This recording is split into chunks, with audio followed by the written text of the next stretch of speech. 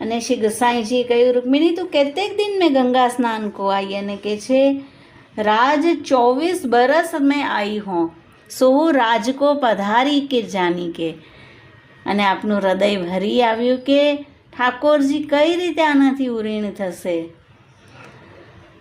અને જ્યારે શ્રી गोसाईजी बिना बुलाए रुक्मिणीजीના ઘરે પધારતા, બહુ ભાવ ભક્તિથી તેઓ સેવા કરતા। શ્રી गोसाईजी आज्ञा करता, जो कहा करे जो गए बिना चले नहीं, नहीं तो मन ऐसो करे जो रात्रि दिन रुक्मिणी के पास रहे। અને વૈષ્ણવને પણ નિત્ય મહાપ્રસાદ લેવડાવતા દેહ અશક્ત થઈ અને મદન મોહનલાલજીના ચરણારવિંદમાં પ્રાપ્ત થયા।